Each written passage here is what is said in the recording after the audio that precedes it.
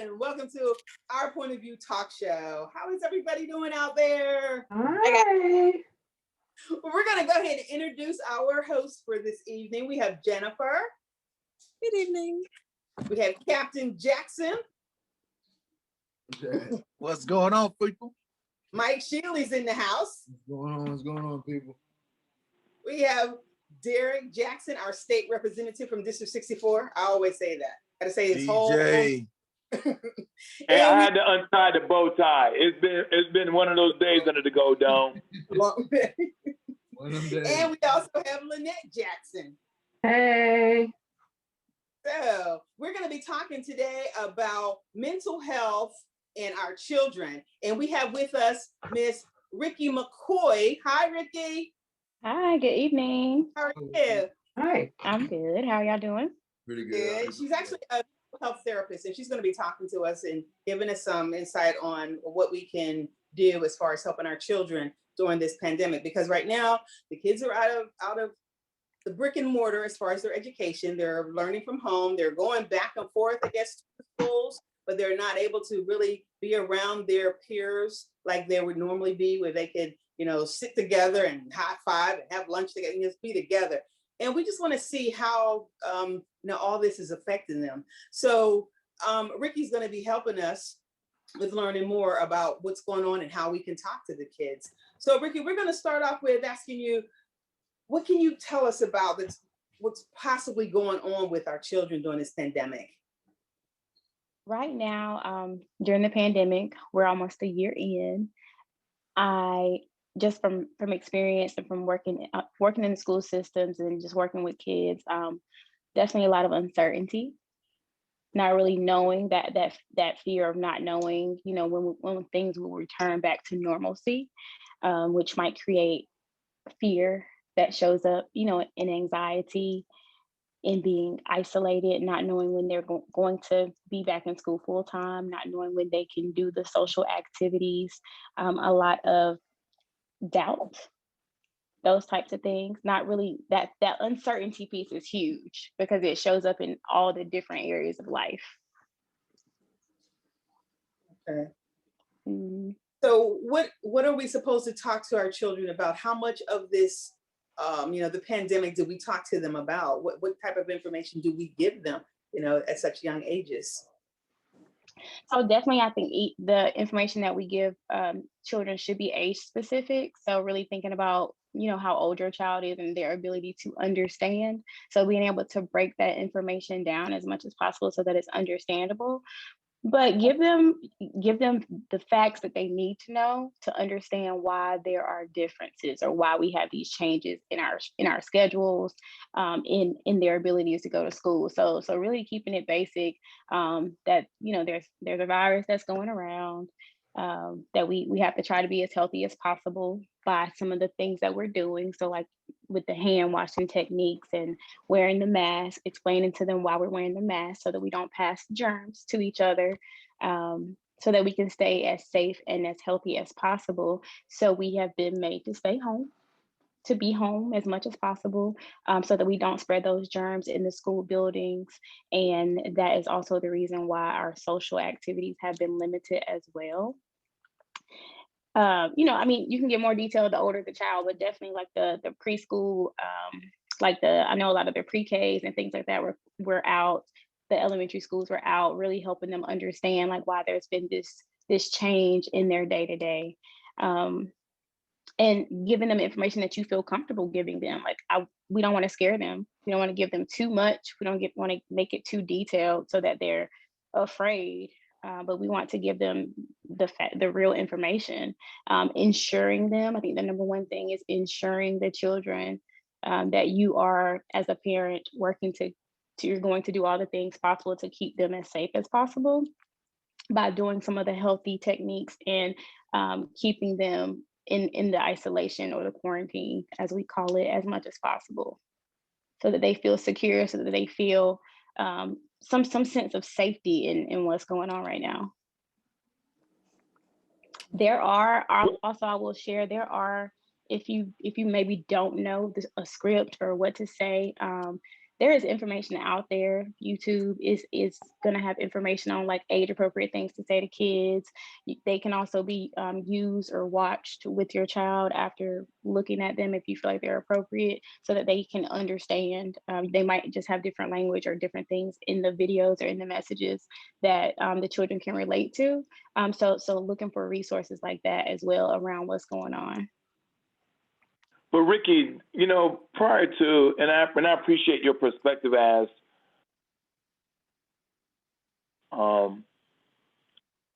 in this pandemic, but mental health has become more alarming even before the coronavirus, right? I mean, children are more isolated than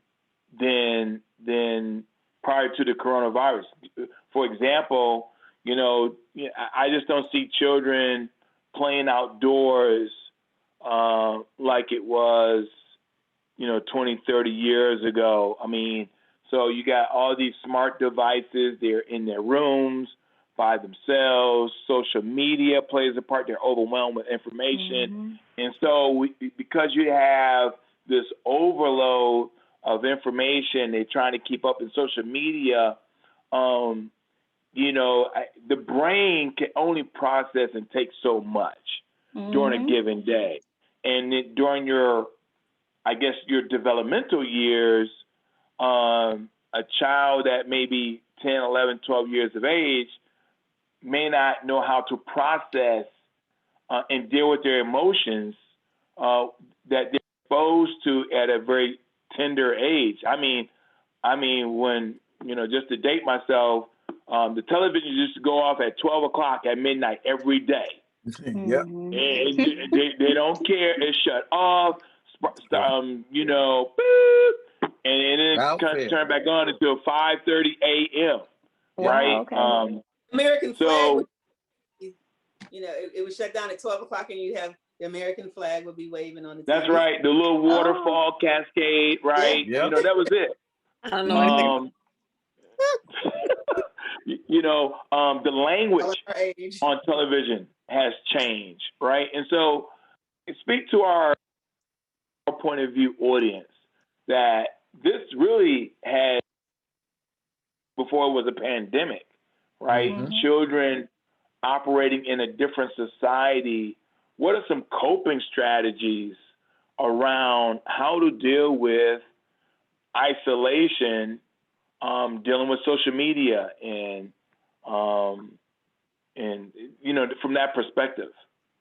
Absolutely. So yes, to your point, our society now is very technology based. And so, some of the things in which the kids are going through now, we definitely didn't experience. Like you said, when you were coming up, when I was coming up, we didn't have access to these cell phones or these iPads and all of these devices.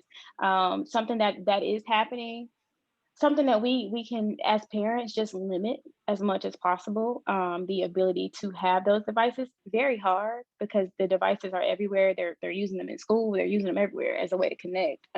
So there will be, they will have them, but as a parent, what are things that we can do? Just being mindful of what they're looking at on those social platforms. Maybe, I don't know if they have any, what are they called, the parental controls or things like that, where we can block certain information, putting them on a time restriction. Now, I know they have school and they have hours in which they need to be on for school. And if you're a working parent or things like that, it might be difficult to monitor. If you're also working from home too, you also have things going on, or you might be back at work back going to the office. And so, but just checking in, just that communication piece with your child, asking them, talking to them about what they have on their devices, what they're looking at, checking it yourself just to kind of see what's on there. But these things, like you said, the isolation piece is huge right now, in our kids, also in our adults, but in our kids, you see it because, like you said, that isolation gives them more time to be on those devices. It gives them more time to find whatever information they might be finding if we're not being aware and paying attention to it, right?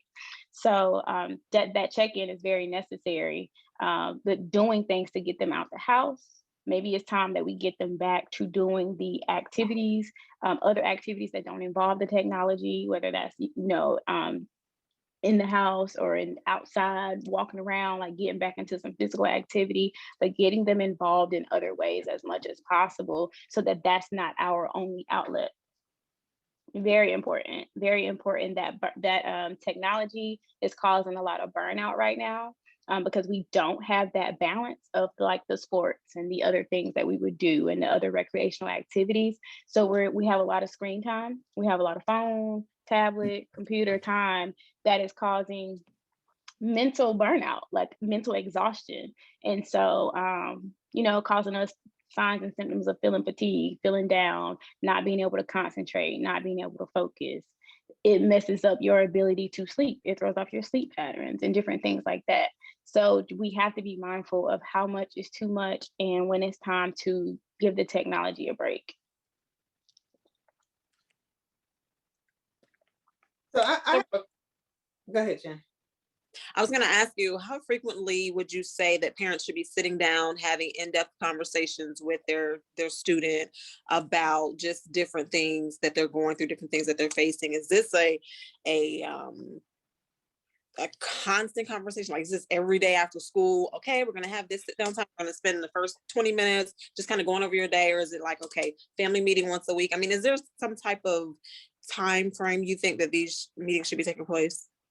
I'm gonna say every day. Now that's going to Wow. take some dedication in us as parents. We have to, a lot of the things that we want, that we're looking for in our children, we need to be models for. So it's going to take making the time in your schedule, because we're busy and I know all of that, but like you have to check in with it's my recommendation to check in with your child, to see how they're feeling and see what's going on. That changes on a day to day.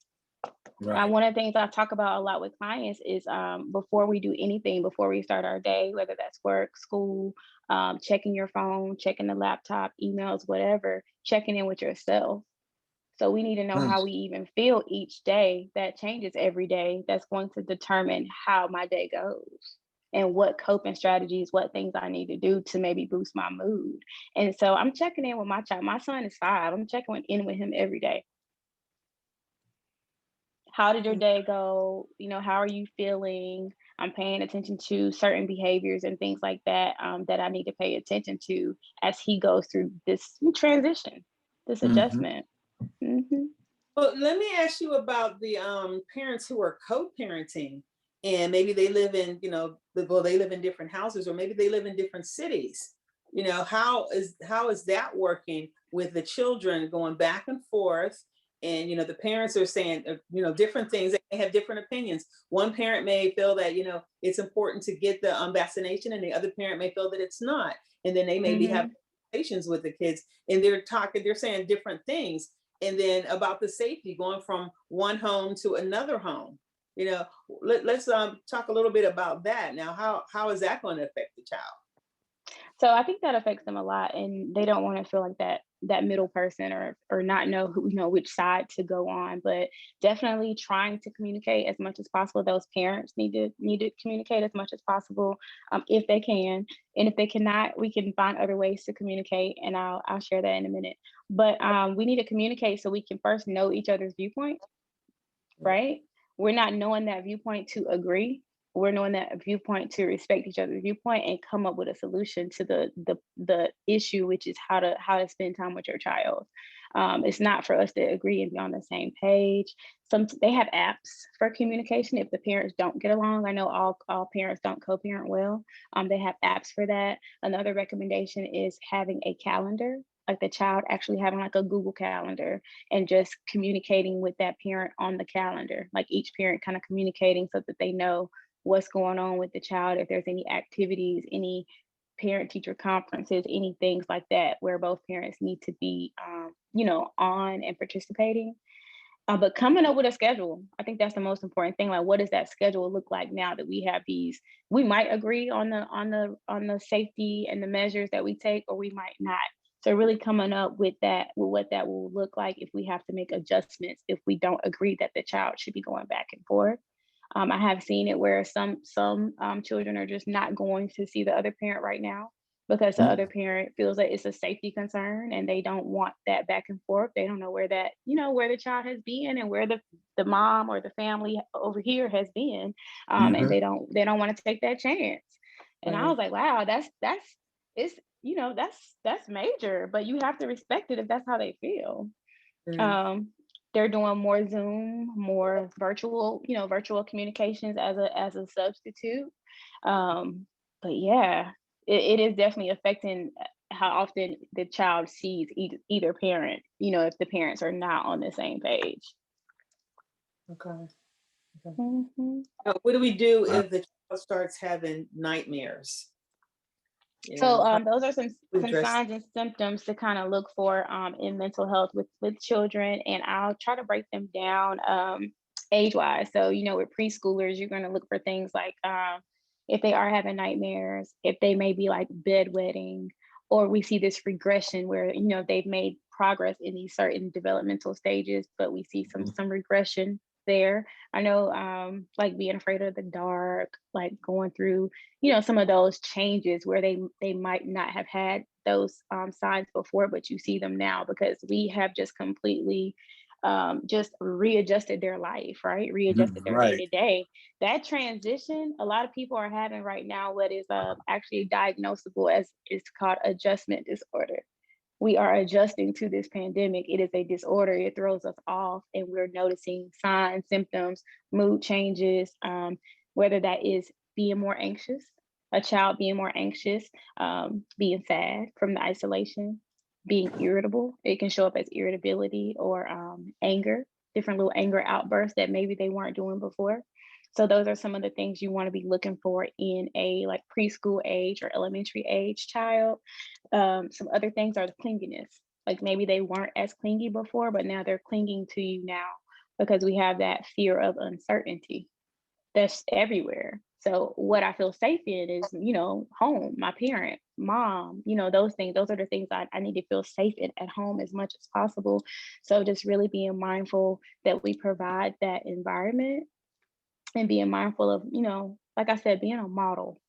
So you wanna model the behavior that you want to see in your children. So being mindful of how you feel and the things that you might be going through as well. In school So, age children, no, I'm go ahead. sorry. Go ahead. No, no, Oh, no. I was going to share this just so with school age children, you might be seeing that they're just not doing that great on the virtual learning, right? Everybody learns differently. It might show up as, oh, they're being lazy or they're not motivated, they're not doing the work, they're not engaging, those kinds of things, but they might actually be struggling. They might Yeah. actually, be going through some sadness, be going through some depression or anxiety, or some kind of ways of they don't really know how to cope with this, so we're shutting down. Right. So is the virtual Hmm. learning starting to have a negative effect on kids' confidence when it comes to Oh, learning? absolutely, because every student is not. Oh, and I've even seen this in college students, so, and they're adults, right? Or young adults, but every student is not going to speak up for themselves. Every Right. student is not going to ask for help. Every student is not going to advocate if they're not doing well in class. But if that teacher were able to see you face to face, because we're picking up on body language, we're picking up on so many other things, they might have been able to get help in other ways, right? And so it's making us have to speak up more, have to advocate more, have to learn how to be confident in these spaces. And a lot of the children, they don't have those skills. Mhm. Mhm. What do you But guys? Ricky, I mean, I know you mentioned that children may feel safe at home, but in this advanced technological age, Hmm. um, they may not be safe at home. I was reading an article about cyberbullying, right? Mhm. And Yeah. so cyberbullying, where, again, when we were growing up, bullying only took place at school, right? So the Right. hour you walked in to the time you left, that was it. Yeah. But now they can very well be cyberbully online, so again, when you to Jennifer's question about how you have these conversations with your child, and then to your response, you're looking for certain things that may be abnormal. Hmm. Can you talk to cyberbullying and what parents could very well try to do to help their children cope with cyberbullying because they don't want to put the device down, right? They still want to be on Instagram and Snapchat and all these, TikTok, right? But but at the same time, they are leaving themselves susceptible to cyberbullying, and we may or may not know as parents because they're, again, isolated in their room. So again, I think that just comes down to my point. As parents, we need to be checking in with our kids and picking up on certain signs or symptoms or certain changes in their mood or their character. There's usually some kind of red flag or some kind of something going on with the child that indicates that something's wrong. And we can't really pinpoint what it is, but if we're giving our child that space to feel safe talking to us, then they might feel safe opening up and sharing that. Even when I used to work in the school system, when cyberbullying and these kind of things take place, a lot of parents would come to the school to try to resolve it. It didn't happen at school. So things that you can do as a parent is file a police report, like do certain things on that end, because those are things that are happening at home, right? But as parents, we can be, checking in, communicating, being aware, checking the phone yourself. They're not gonna tell you everything. Like in middle school, they have fake accounts and everything. Like all of that stuff is there. They have all kinds of stuff that they'll tell us at school because they trust us, which is another thing they don't have right now. They don't have that other safety outlet if we don't feel safe talking to mom or dad at home. That's another aspect too. All students don't feel safe communicating with parents. So we want to create that environment at home as much as possible that you can come to me and you can talk to me about any and everything that's going on. I'm not going to punish you for that. I want to help you work through it. So that's just gonna be my answer for that. Like just really that openness, that ability for your child to feel safe with you and to share with you those things. What advice do you have for parents that are trying to work on building a better relationship with their children? I'm sorry, I didn't hear you say a better relationship. Yeah, so like let's say for the parents that are out here noticing their child's going through these different signs and they're noticing pre-depression and anxiety and whatnot, what are some things that the parents can do to prevent it or try to uplift and whatnot? So let's say that check-in just doesn't work, right? Like we're not getting through to them, but we see that something's off. You can reach out to the school for support if there is like a school counselor or school staff that you want to talk to, just to see if they've noticed or if they've seen things that are going on with your child. But also, that might be a point where we talk about reaching out to a therapist or a counselor or a mental health professional.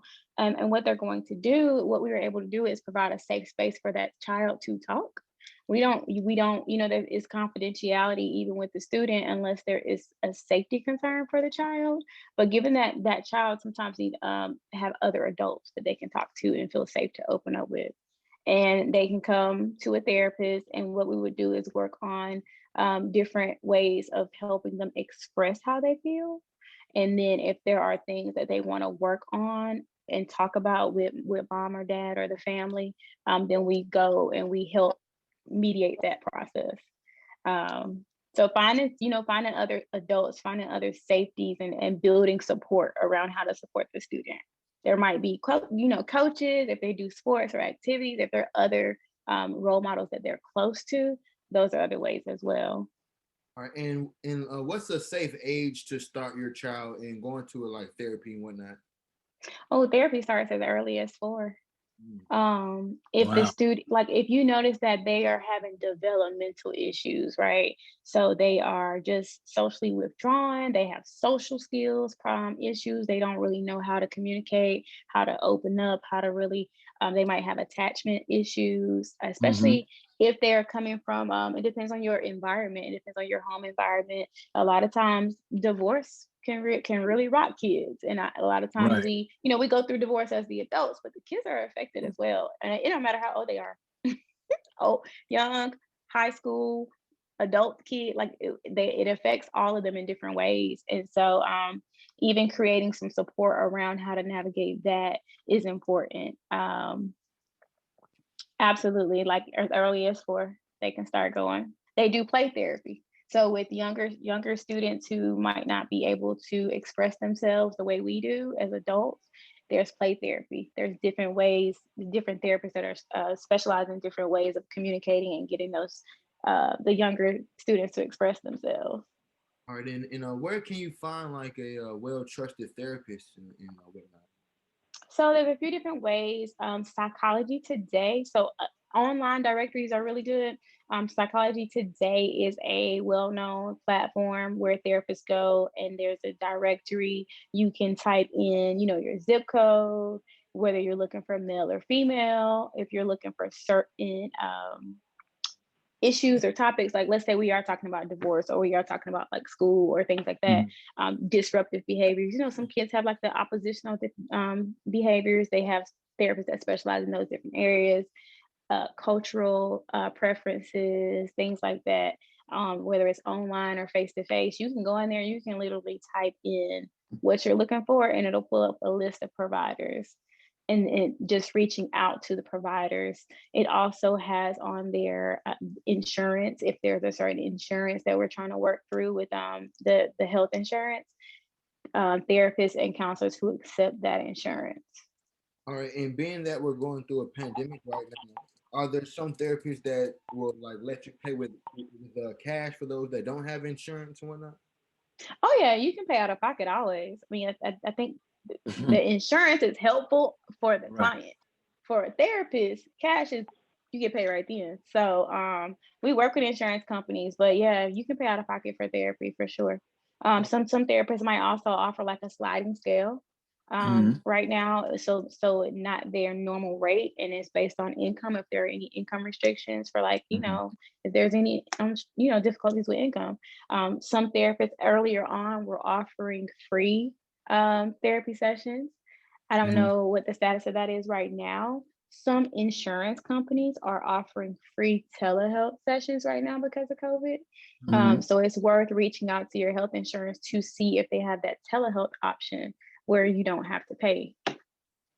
Let me ask you, is there a particular length of time that the sessions take place? Is it just as long as the child needs it, or is there usually a cutoff period, where you have so many sessions and then they have time to process it before they come back for other sessions? It definitely is a case by case scenario. Again, as we talk about, a lot of students aren't coming from really stable. They might be coming from stable environments, but they might not.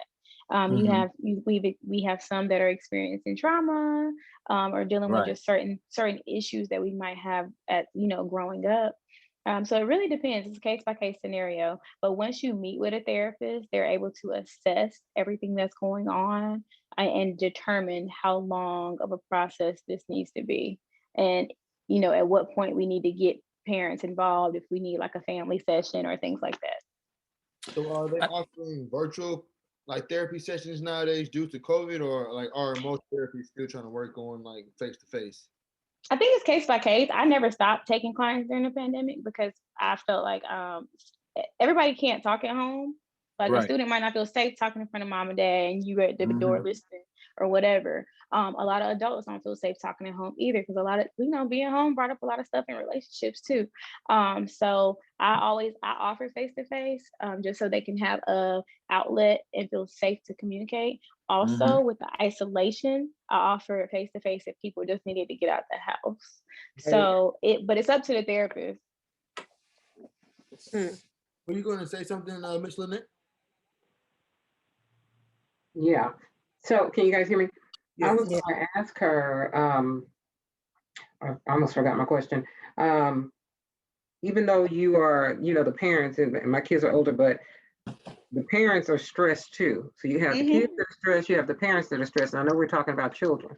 So it's like the parents need therapy for the kids that's going to get therapy for themselves and for their kids. Right. So it's like a trickling effect. And 99%, I could say almost 100% of us, you said it's called an adjustment disorder. I think we all have it at this point. Absolutely. So because, it's a lot of times, and I don't know how you guys feel, but when my kids went to school, that's like a break for each of us. Yeah, now that we're seeing each other 24 hours, it's kind of, it's kind of hard on everybody. So we're talking about getting therapy, checking on your kids, which you're supposed to do anything anyway. You're supposed to watch and make sure nothing's happening. But at the same time, that's hard on the parent who has to work, take care of the kids, maintain the home. That's really, really hard. And that's stress on them too. So everybody is stressed all the way around.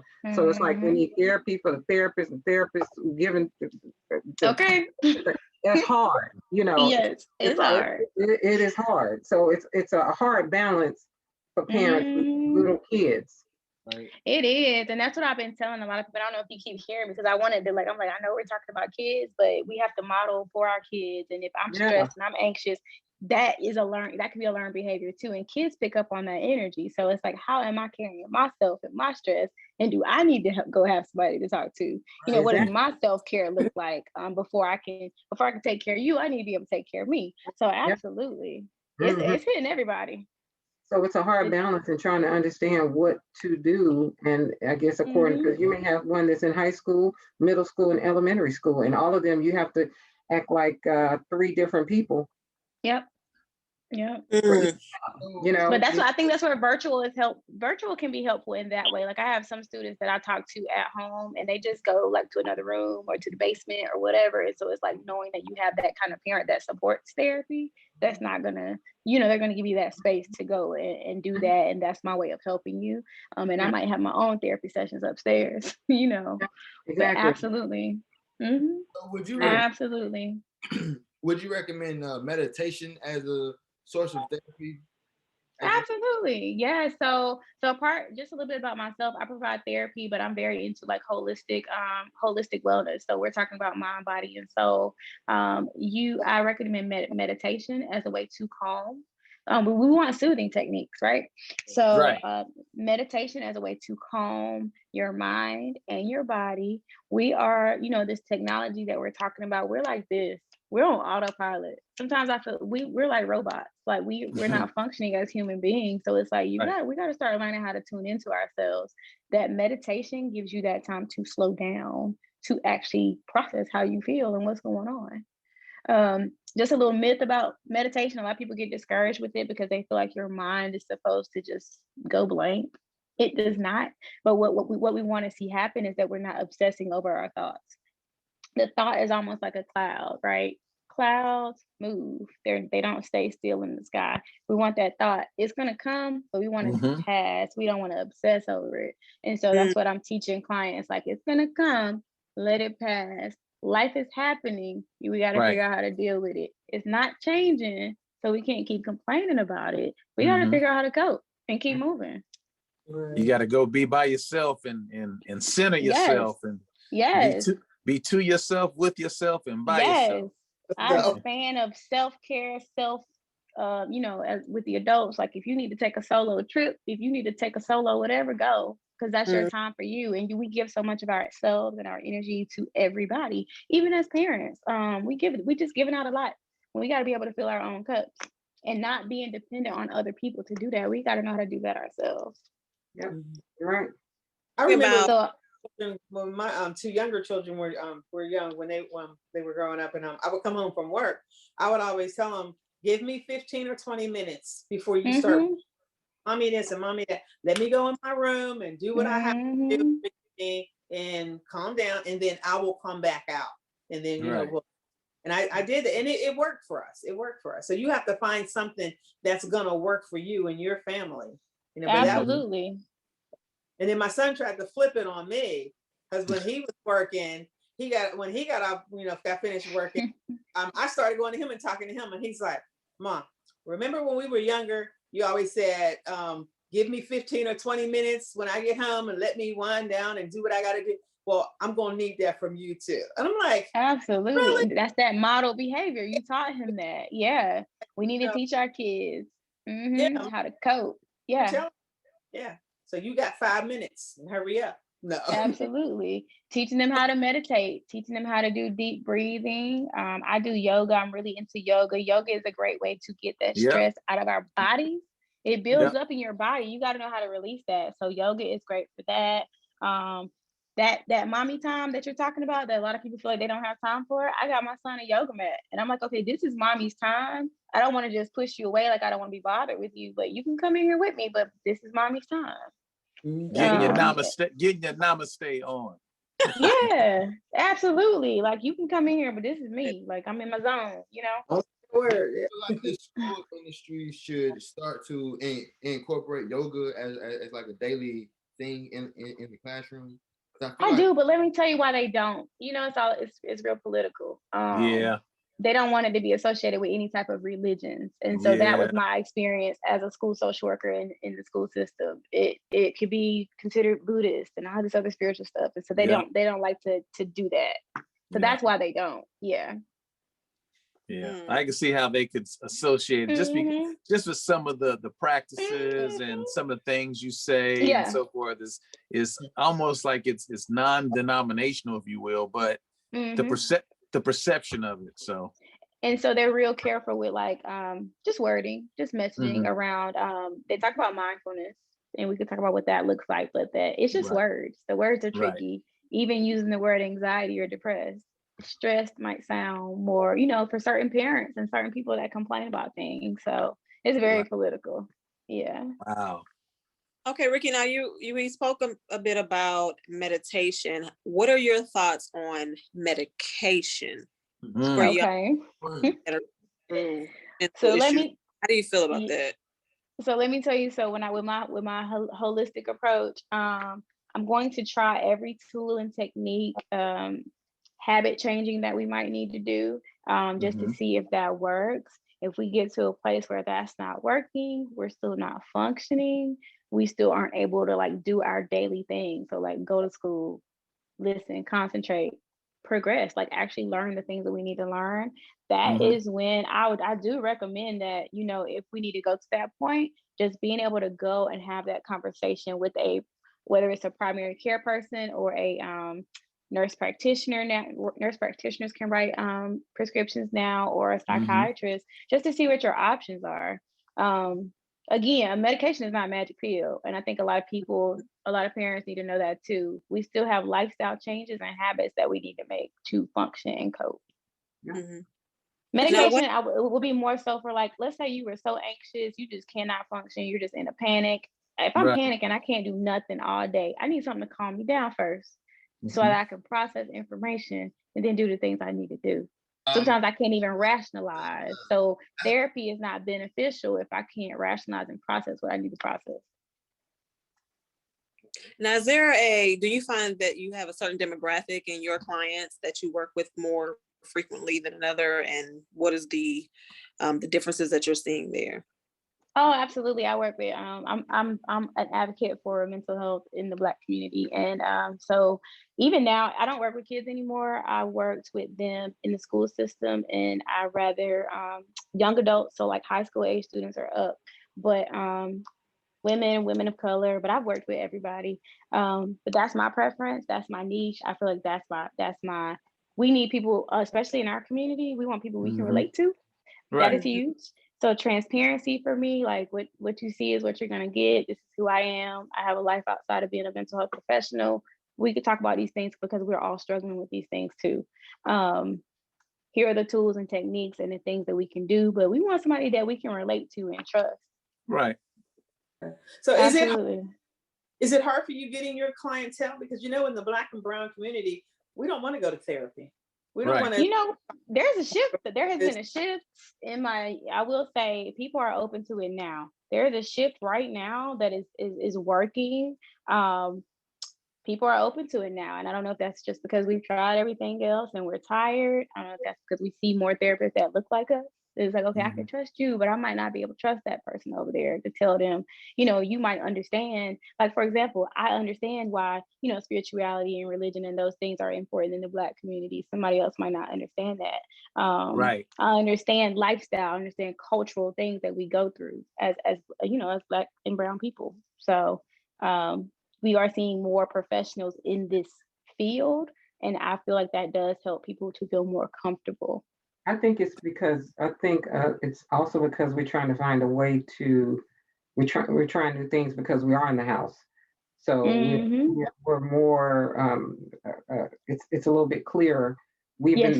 been the hustle and bustle is gone of having Yes. to get in your car at 7 o'clock and then don't get home to 6 o'clock.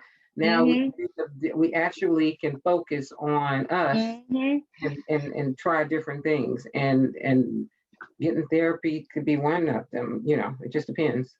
Absolutely. Yeah, I was gonna say that, you know, now that we're not on the go as much, a lot of our stuff that we were keeping busy to avoid is popping up too. So it's like, okay, I have time for it now. This stuff is popping up again anyway. Like, why not try it? I've seen a lot of my clientele picked up a lot over the pandemic because people are like, oh, like now I have time to go. That's right. And it's beautiful. And it's like, you know, breaking that stigma of nothing is, we don't have to be like, oh, well, something's wrong with you if you go to therapy. No, some people just come in to talk and process life and get, you know, different opinions, or to just be heard in a non-judgmental space. And so we can go to therapy for all of those reasons. It doesn't have to be like a crisis situation. And it seems like it's easier to talk to a stranger about your problems, you know, as opposed to talking to somebody that you know, because, you know, you don't have to worry about how are they going to feel about me now since I done told them all my little personal things, and, you know, are they going to, you know, and I was watching an episode of This Is Us, and there's 3 kids. There's the set of twins, and then the third one that was adopted, you know, when they were babies, and the third one happens to be a Black male. So he's going through some issues about his parenting, his parents when he was younger, not, you know, having his parents around. So he's talking to a psychologist, with a white female, but he couldn't talk to her. He didn't feel comfortable. So he told her, he said, I am going to have to find a Black man to talk to because I can't talk to you. You don't relate. You don't understand what I'm going through. You know, I need somebody, you know, so when you were talking about the shift in Black and brown communities going to therapy now, there is a shift. They are starting to go.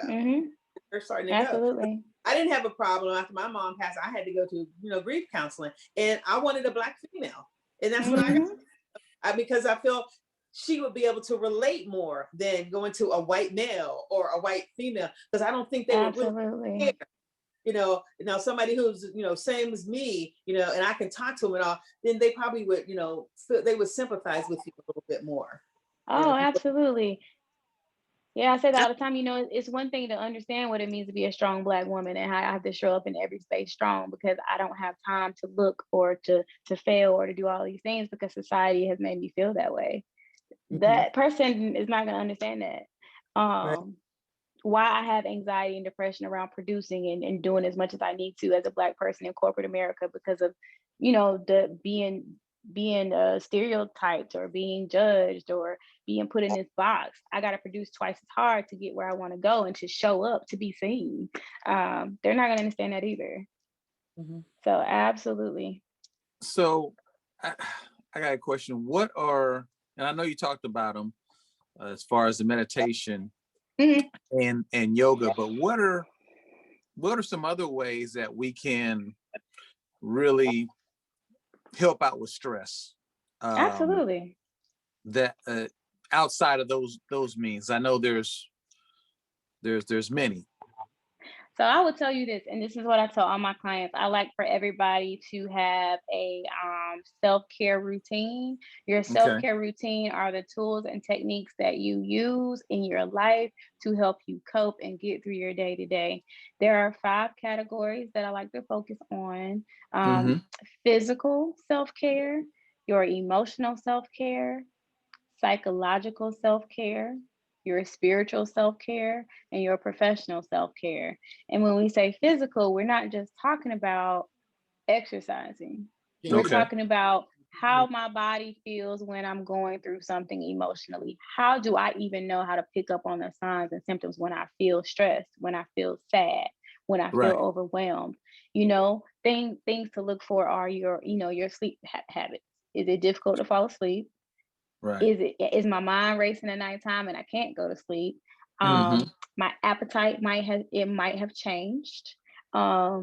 Whether I might be not eating, I don't have appetite because I'm on the go too much. I hadn't even thought about eating, or I stress eat because it makes me feel better temporarily. So I'm gonna get something to eat right now to make me feel better. We want to be. Some people are anxious and don't even know they're anxious, right? Some people have these symptoms and don't even know that that's what's happening. The burnout, burnout, being fatigued, not being able to concentrate, not being able to focus, not feeling Mhm. motivated about any of the things that used to bring us joy. Like we just over it. We tired of it. We ready to see something different. Those are things to pay attention to. What can I do physically to take care of myself? I can work out. And when I work out, it doesn't have to be an hour or 2 hours in the gym. It can be a 15 to 20-minute walk. It's going to help reduce my stress.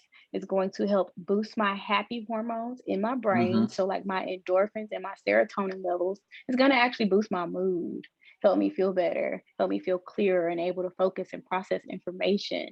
That yoga, like I said, we hold a lot of, if you've had trauma or certain Mhm. emotional experiences in your past, yoga and certain poses in yoga help to unblock that energy that we're holding on to in our bodies. If we're sitting all day in these chairs, moving Right. around, we need to stretch, we need to loosen up, we have these body aches and these pains, we have headaches, we have all of these things that show up physically.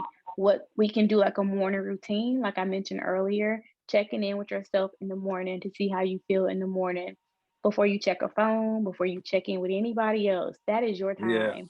It could be Mm. 10 minutes. We need to be realistic with our expectations of self too and give ourselves grace, right?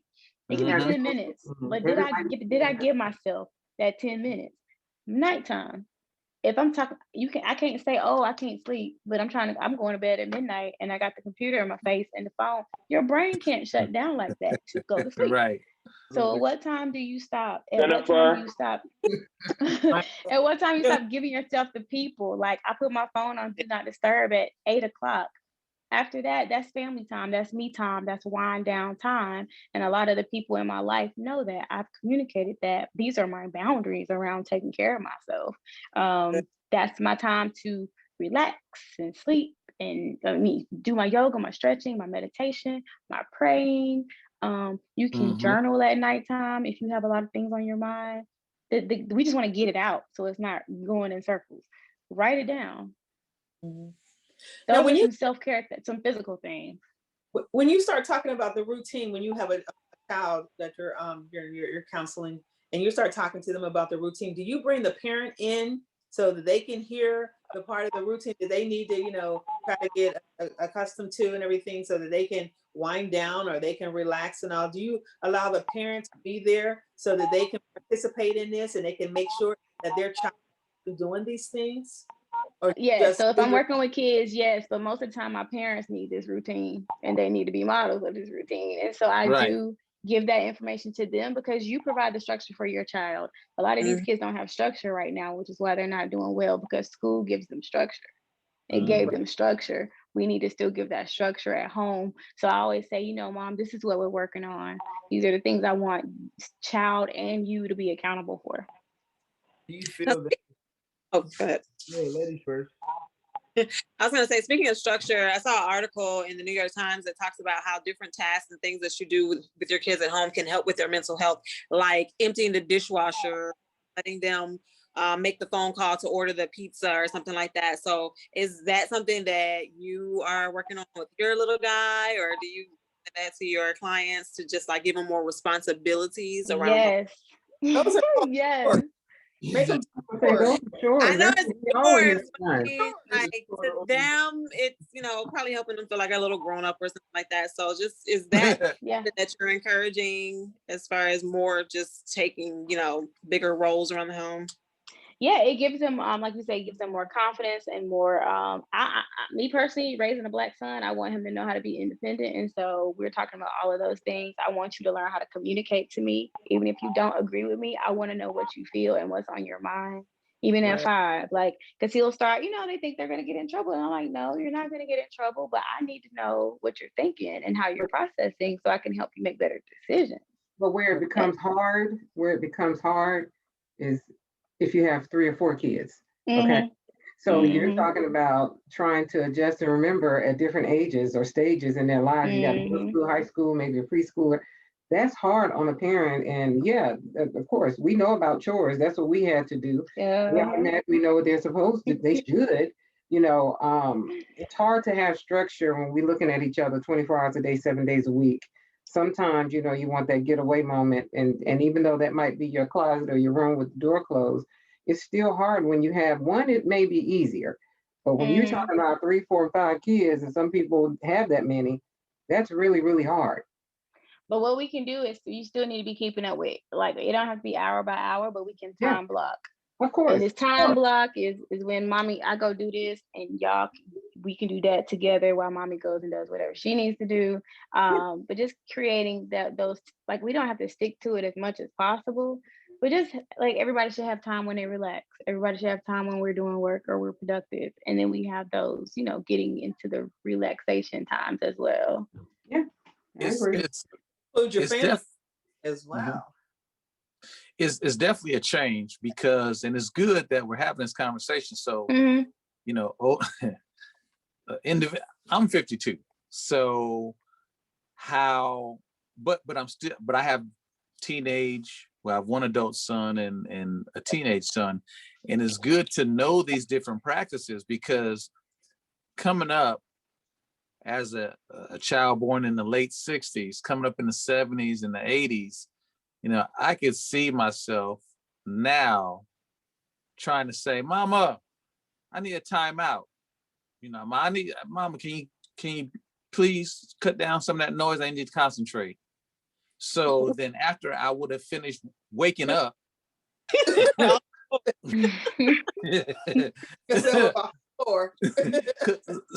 the household was different. And I know there are some generational things with that as far as raising children and the respect level and things that you said and things that you kind of just kept to yourself and so forth. All that's changing. The paradigm is changing. So it's good that we're having a conversation. Back then, I mean, counseling probably was for those who did, counseling was either nothing or it was church. Yep. I know that's a whole nother subject. Yeah. It was another thing though. It was one other thing. It was the leather belt. So don't forget that. Yeah. Well, that was how could you forget? No. Yeah. That was the other stuff. I just didn't say it. But that discipline is important too, because just think about if you're an anxious parent who just wants things to be done in a certain way, and having your structure off is making you feel overwhelmed versus letting your kid learn and do the things that we're talking about. That parent just gonna go do it, and that kid's learning nothing because you're anxious. And so, even reminding parents of that, like, let them do it. Be patient with them. Let them do it. Like, let them figure out how to do it. Yeah. But we ain't got all. Get done. Yeah. That's like we don't have time for that. Like, we gotta go, Because back in the day, we did chores without allowances. Yeah. I'm not paying you to go and clean up your room. That's your room. And another thing, we used to beg to go outside. We used to beg to go outside. Yes. Without but we better be in before the street lights. But we used to beg to go outside. Yeah. Please give me my bicycle. I want my bicycle. Exactly. And my basketball. I saw a kid today taking his PlayStation to break fix or something to get it. I'm like, yep. That's a mess. Yeah. That's deep. That's the only time they come outside is to take the PlayStation to go get fixed. Yeah. If you make $1 million off the PlayStation in 2021, hey, that's an asset. And as somebody mentioned earlier, just even having all of that mental stimulation with your brain when your brain is not even developed. I mean, that's why we see these kids with this inability to focus and pay attention, because if my brain is on PlayStation game mode, technology mode, I couldn't sit through class and listen to the teacher. Like, my brain is over here doing backflips. Like, it's already advanced. Yeah. Yeah, that's hard. It's hard. And then there are some classroom distraction stuff going on too. And then, a lot of the students don't have to turn on their cameras. And I think that's so that, like you mentioned, the cyberbullying, but it's like everybody's background don't look good. So all the kids don't want to turn on their camera, and they're not being made to, but then they're also not engaging as much either. They're not engaging at all. They're on place. No camera, and they're not even there. They're gone. Nope, not there. So you don't know whether they're there unless they have the actual camera on. They can just backgrounds. They can do virtual backgrounds. Yeah. The school the back for everybody. Right. Background for everybody, but make sure that they're present so they can learn. Yes. So it's a thing. Teachers are struggling too. I think a lot of times, even as parents, just giving the schools and giving them grace because they don't know what to do with this either. They've never had to deal with a pandemic either, and I think it's just everybody's frustrated with it. Yeah. So Ricky, I wanna change it just a little bit, the conversation, and focus on what can government do, right? Because I remember that there were certain things could not been viewed on television. There were certain things that was forbidden on the radio, but just taboo. Yeah. Right.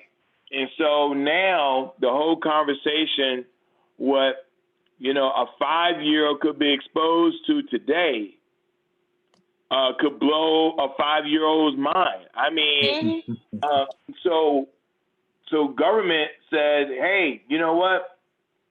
It's okay if a little cussing happens on television, nudity, a little sex.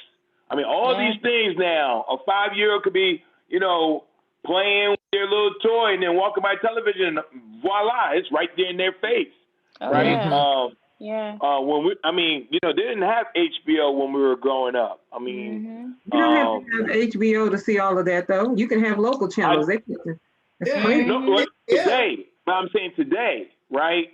You could be on regular chat, but I'm saying back then, you had to stay up on HBO till 2 a.m. Yeah, after dark type thing, right? I mean, off at 12 o'clock. So what can government do, right, Ricky? What can government do? Should government get back involved and have the FCC saying, listen, you can't be, calling women these types of words in music.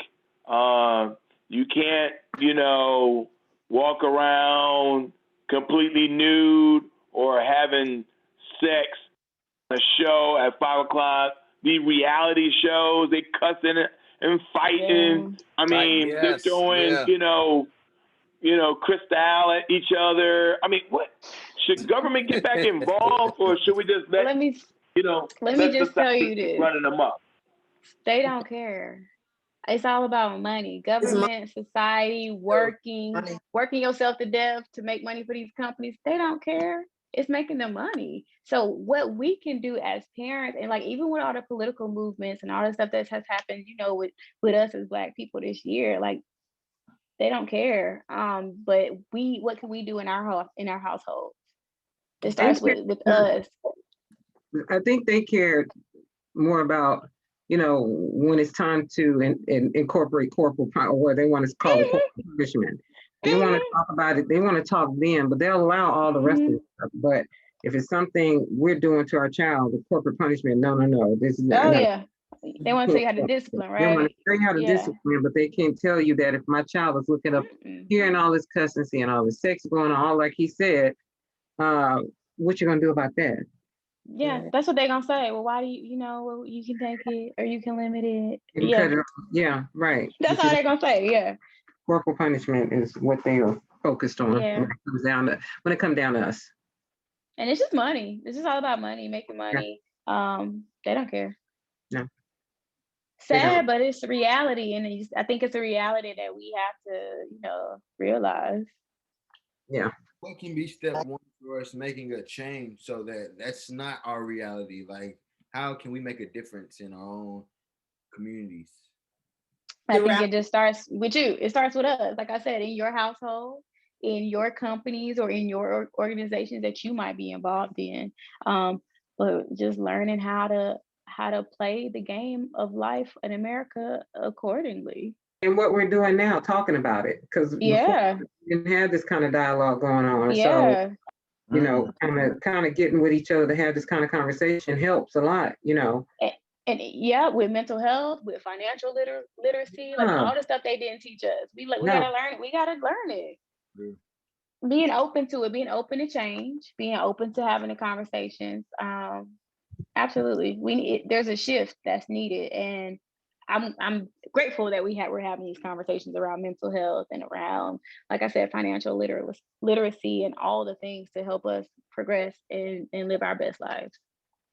Yeah, but see, but government both ways though, Ricky, right? Because on one side they'll say, listen, little Susie or little Junior is because you're a bad parent. And then you say, well, wait a minute. When I spank little Junior's butt or little Susie's butt, and you want to call, social worker, Department of DFACS. DFACS, right?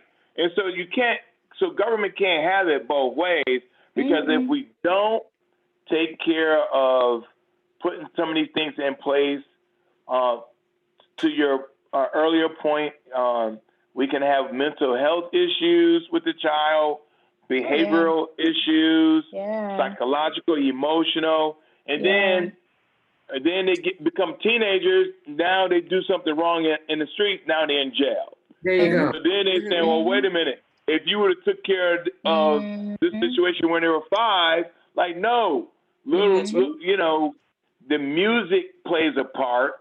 What they see on television plays a part. Absolutely. These video games. I mean, there was one Grand Theft Auto. Grand Theft Auto, yeah. Oh my goodness. Yes. Oh my God. Grand Theft Auto. They do all kind of things. Grand Theft Auto. I'm going to have to defend Grand Theft Auto because that's a oh my man. Don't do it. First of all, why is a 5-year-old even playing a game that says again? Parent, that's the parent. Yeah, that's true. Babysitter. It's a babysitter. Right. Yeah. Oh, somebody said it. Yep. It's a babysitter. Yeah.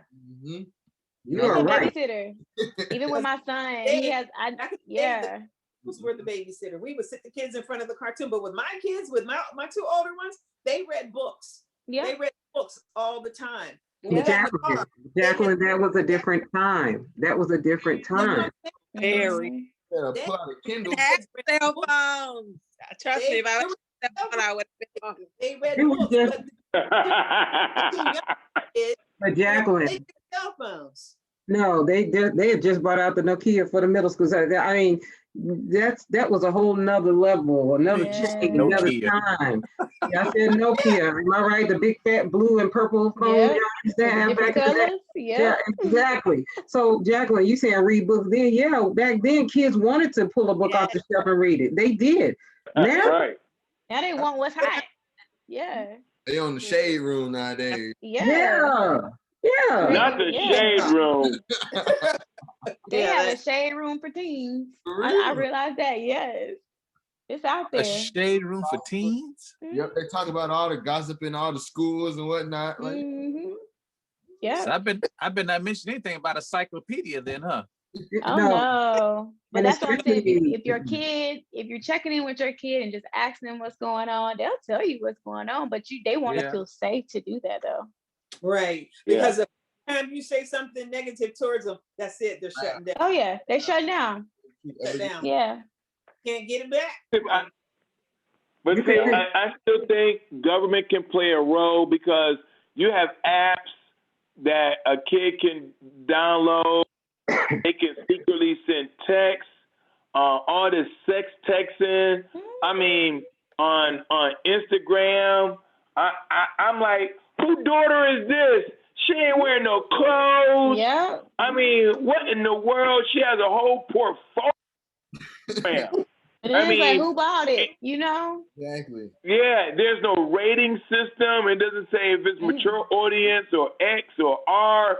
And so that's what I'm saying. I still think, again, going back to Grand Theft Auto, right? It may not be a 5-year-old, Michael, but even a 17-year-old shouldn't be playing Grand Theft Auto, right? Because that is an unreality world, and they're doing things where somebody try to perpetrate in the real world, they're going to find themselves in the penitentiary for a very, very long time, right?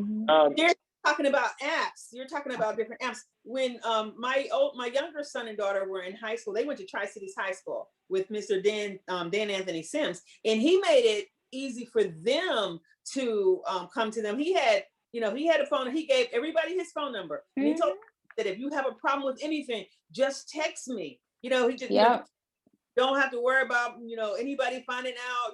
You can be the snitch all you want. Nobody's gonna know. So I mean, it has to be, that person has to be the one that say, okay, well, I'm gonna allow this to happen. I'm gonna make a safe place for you. Text me and tell me what's going on, and you not feel like something is wrong, like you're gonna, get punished for it. So absolutely. But you're not going to get that all the time, because a lot of these kids think they're grown. A lot of them, they think they are already grown. So you're not going to get that all the time. As much as you want that to happen, and some will do it, some of these kids already feel like they're grown, that nobody can tell them what to do. At a certain age, they just start smelling themselves. You know how they call it? And there's nothing that you can do. A lot of them don't trust the school system either. Like, it just depends on like what area they're in. But if they already don't trust the school system, they're not gonna do nothing. But it takes specific people. Like I used to, one of the schools I worked at was Banneker, and I had this one kid. He would not come to school. He would be in the streets. He would be doing all of this stuff. But he had my number, and I left. I quit, and he reached out to me. He found me on Instagram, and he was like, "I miss you." And I was just like, wow, like, but I just kept, like, I never gave up on him. How are you doing? Are you okay? Where you sleeping at? Where you stay last night? Like, it was like basic stuff.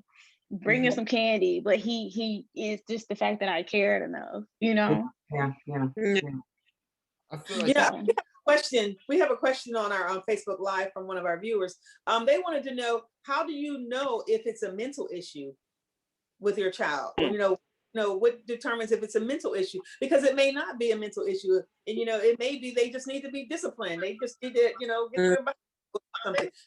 Know that it's actually mental. It's a mental issue. Yeah. So, and that's where that assessment is going to come into play. So, like, let's say they do. Let's say we get to this point. I think a lot of times we hear from school, we hear from teachers, we hear from certain people. If they do have eyes on our kids when certain behaviors are going on, if we don't see it at home, there are some other adults and other people that say, hey, like, we notice these behaviors, or this, people that just they know what to look for. But whenever you do connect with a mental health professional and they make an assessment, they'll be able to tell you. And they'll be able to recommend certain things based on what they see. They might recommend psychological testing. So there might be some learning disorders there. There might be certain things where we might need to talk about, little Johnny just frustrated because he can't comprehend the word because he might have a learning disability, or he might not be able to see. He might need glasses, like those kinds of things. And so being able to trust that adult or that expert to help you navigate that process. So if little Johnny's in a classroom trying to be a class clown, that may not necessarily be because there's a mental issue, but then you might have the school counselors or something say, okay, well, he has mental issues. He needs to go and see, talk to somebody, or he needs to be on medicine. That may not be what it is. It's like they took the belt away from the parents. They took the discipline away from the parents. So they can't really discipline. They can take things away from you and yell at you. Some kids, that's going to make it worse. That'll just make it worse. Well, yeah, but that assessment is going to help because if there's nothing there, like if somebody comes to see me once or twice and I don't have a reason to meet with them, I'm not going to keep meeting with them. I'm going to say, there might just be some disagreements or some things going on at the school, because that happens. I saw that a lot in the school system. Jackie, so you're very right. You said they took what away, Jackie? The belt. Discipline. Oh, I had my belt on the door. It was a blue jean belt. It was a clear belt with the word on it. It stayed on the doorknob. I was not playing. You said blue jean? Y'all have to realize now. Clear belt with the word. Okay, let Jennifer explain to you. What was it, Jennifer? It was a clear belt with the word blue jeans on it, and it never saw the inside of a belt loop ever. It was strictly for discipline purposes. Oh wow. That's right. I wasn't playing. Yeah. I wore them based on the discipline. Sometimes I feel like it's more on the lack of attention and lack of affection, so they try to go and find other ways to get Absolutely. whatnot. Yeah. So because most of Yeah. the time the kid that's in class joking and laughing, trying to make the whole class laugh, they just slip outside on a bench, and that's how they cope. Mm-hmm. So they Mm-hmm. don't cry about it. Mm-hmm. They don't have to, Mhm. look weak to all the classmates. So sometimes But it's you know, Absolutely. Maybe they came to school hungry, didn't have any food. The previous Absolutely. night. Mm-hmm. but you know though, they're also nowadays the one that's trying to be the class clown, he sees he can actually make some money, so he's actually trying to be funny. Wrong forum, wrong place. Mm-hmm. But Mm-hmm. he's like, if I think I'm kind of good at this, and if he or she is getting some laughs here and there, they think they're on to something. So it may not be anything going on. They just trying to be funny. right. Mm-hmm. Mm-hmm. Or they That's could be real. getting bullied, or they could be the bully. Yeah, there's that's true. They do have mental health professionals now that work in schools, and so a lot of times, like a counselor or a social worker will refer a student if they feel like they need it. But that social worker or counselor has that same degree and expertise and knowledge that mental health therapist has. And so if Mhm. they see that it doesn't need to go to that point, then you just don't have to make the referral. A lot of teachers don't understand mental health and behavioral things. They understand how to teach, and they don't make that connection. So that's why it's good to have those other professionals in the school too.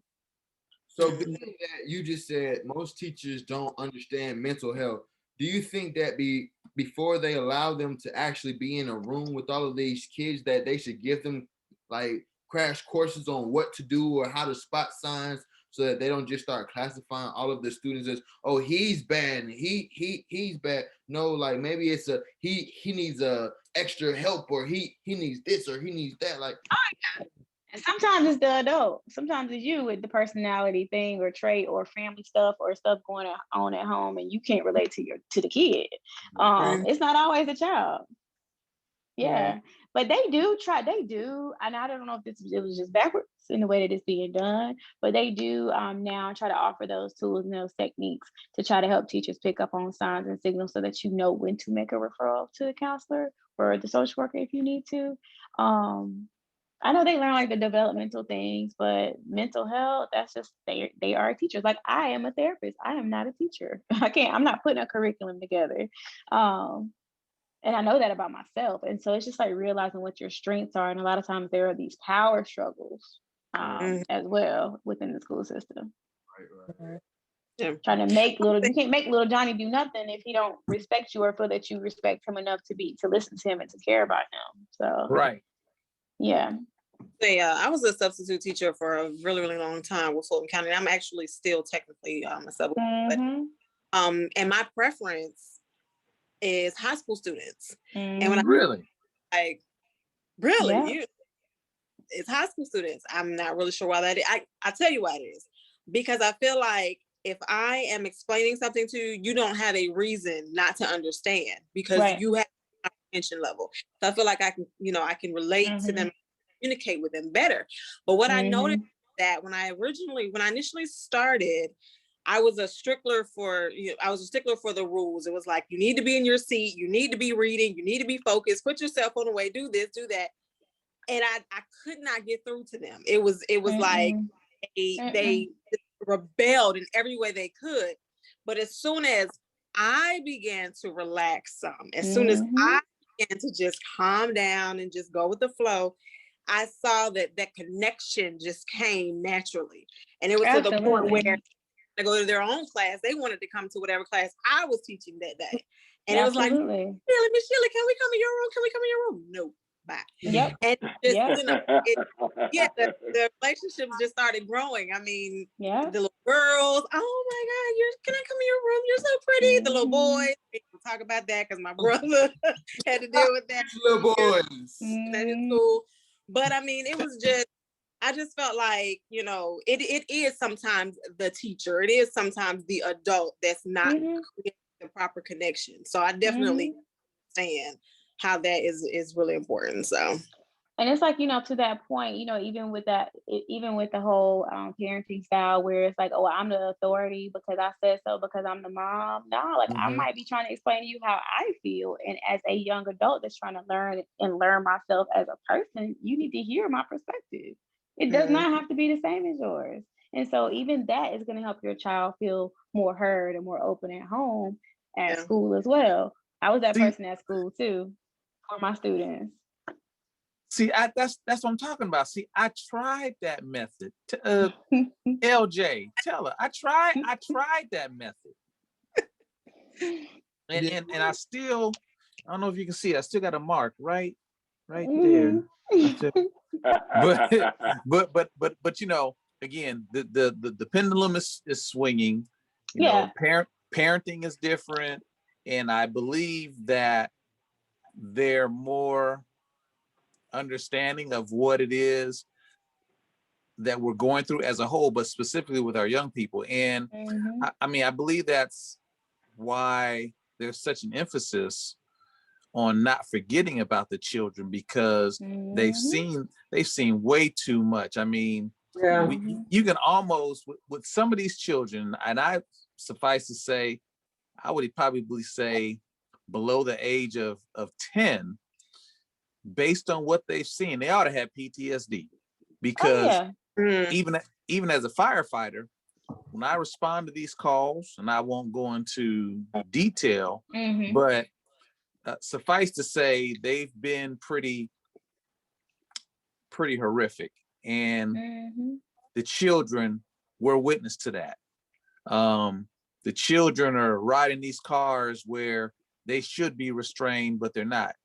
So an accident happens, the car takes a couple of flips, child is just free flying, you know, play, just all this trauma and mayhem that they're exposed to. And then on top of that, it doesn't get addressed. So they go right on through 8, 9, they're preteens to teenagers. And, you know, by the time they're in middle school, they're already, they're almost labeled, they're already far too gone. Oh yeah. But you know, too, I mean, I know this is going to be another show, but a lot of family or single family homes, you have the mothers raising. Yeah. So the children are basically taking care of themselves. Yeah. Right. So they're raising themselves. And especially if it's a male, he thinks he's the man of the house, you know, because the mother has to work and do all this. So, you know, that's where you have an issue. You know, kids, they'll go to school if they want to, and they'll do what they want to because they don't have anyone, you know, they don't have that structure at home. Absolutely. You know, family home. But like I said, that's a whole new show right by itself.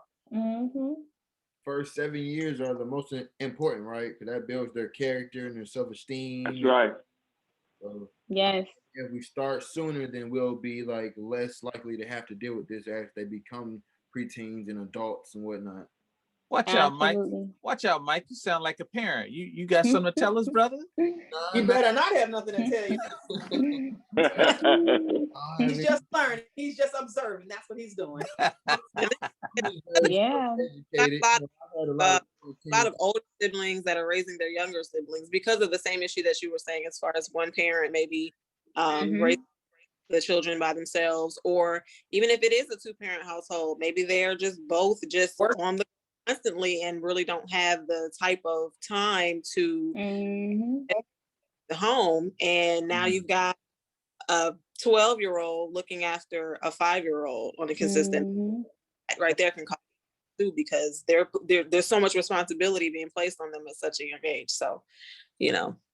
And then sometimes when we're working, you know, a single parent they're working, they have to work, and they might not even be home with the online school and all of that going on. And so, you know, being able to check in and lay my eye on you and keep like that might not be there for that parent. And a lot of the kids will tell you, like, for all of us, that we work because we want to provide and have the best lives for our kids. But they'll tell you, like, yeah, like, I don't feel like my parent cares about me. Like, all they do is work all the time. And so just being mindful, like, when I get home, it's home time. You know, really dedicating that time to kind of have some of that time with your children as well, because they see it. And we look distracted. We look busy. We look like we don't have time for them. Right. So again, we are going to have to. We're gonna have to do another show, because I think here we go with that music. To create resources.